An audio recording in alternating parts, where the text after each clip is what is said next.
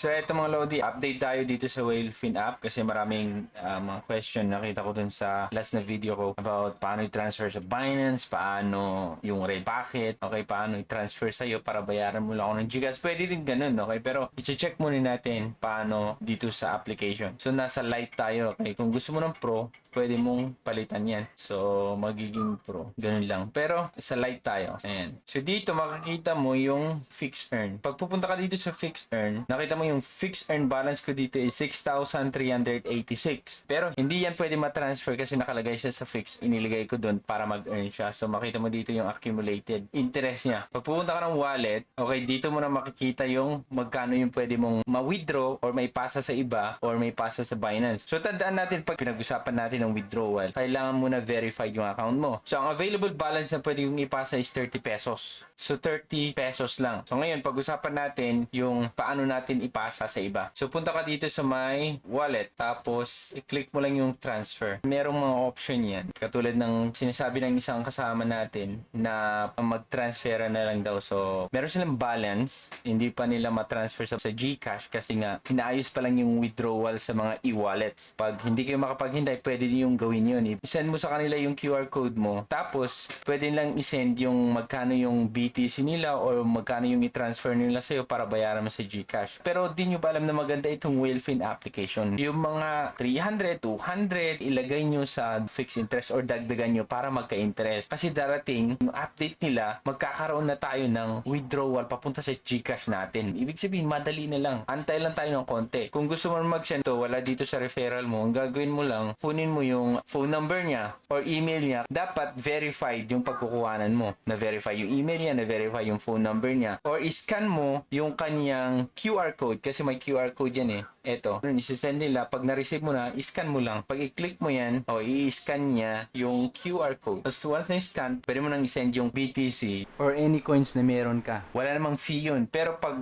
siya naman mag-transfer from Gcash papunta sa Gcash mo kasi babayaran ka, diba? May fee yun. So, ibig sabihin, may minus siya. Ewan ko kung magkano fee Gcash ng transfer, diba? So, ima-minus din yun. Yes, ngayon, pag-usapan naman natin itong Red Packet. So, sinubukan kong gumawa sa akin. Click mo lang itong send. Nakadepende yan kung magkano naman yung balance ko. So, itong ETH. So, ang total amount na isi-send mo ay 0.0010. 0.000010.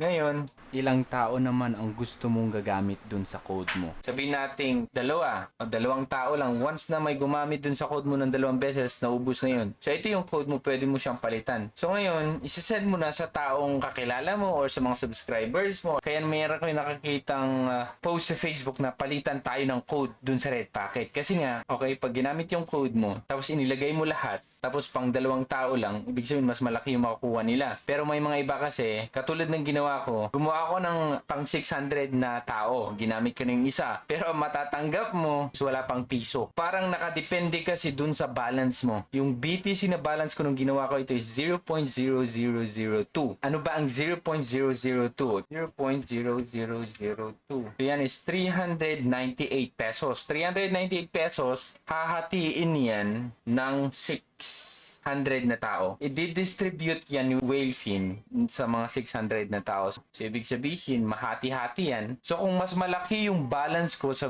BTC, mas malaki yung makukuha nila. Kaso lang hindi eh. Yan lang yung balance ko. Kaya yan yung parang paghati-hatian ng mga taong gagamit dun sa code ko, mga 600 na tao. Ganyan yung paano gamitin ang Red Packet. Ngayon, paano man tumanggap? So, pag tatanggap ka naman, alam mo na yung code ko. Ilagay mo yung code. So, Rogi, marireceive mo siya. Yung code na ginawa ko, ilagay mo lang dyan, tapos receive, matatanggap mo siya. So, ganun yan. So, okay lang na gamitin yung code ko. Meron pa namang natitirang 599. Paghati-hatian natin yung 300 pesos. Okay, so, ganun paano yung Red Packet mag-work. Ngayon, transfer. Kung gusto nyo mag-transfer, makikita dito yung available balance na pwede yung i-transfer. Hindi ito kasi net asset to. Ito yung nakalagay sa fixed earn. Itong lahat. I-redeem mo muna. Itong nakalagay sa fixed earn para pakita dito na available balance mo siya. Yun yung pwede mo lang i-withdraw. So, transfer. Pag ayaw mo naman Whalefin to Whalefin, gusto mo ipunta sa Binance mo, ito pipiliin mo. Okay? Yan. Tapos, Binance, pinag-usapan natin, anong coins gusto mong i-transfer na meron kang balance? Pwedeng USDC, USDP. Karamihan kasi sa atin, ginagamit natin USDT. Pili tayong USDT. Ayan, Binance.